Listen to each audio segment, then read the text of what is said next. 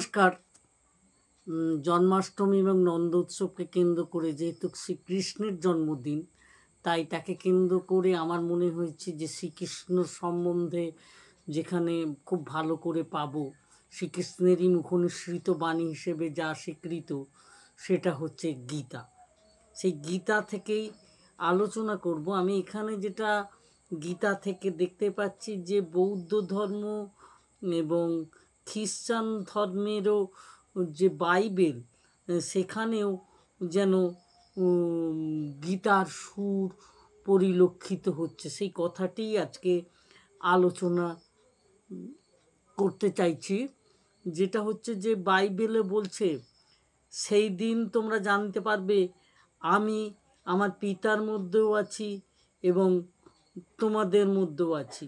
সেটা গীতাতে কিরমভাবে বলা হচ্ছে দেখুন, যো মাং পশ্যতি সর্বত্র ইত্যাদি, যেন ভূতানশেষানি,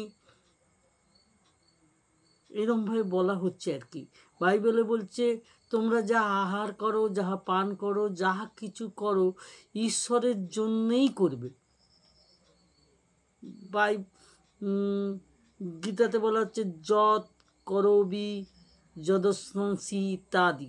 এইসব কথাগুলো আমি সংস্কৃত কথা আমার একটু উচ্চারণের অসুবিধে আছে, কারণ হচ্ছে আমি তো সংস্কৃত বিষয়ে পড়াশোনা করিনি, অতএব সংস্কৃত বিষয়টা আমার অসুবিধা হয়। তাই আমি যতটা পারি বাংলায় কথাটি আলোচনা করবার চেষ্টা করব বা করছি।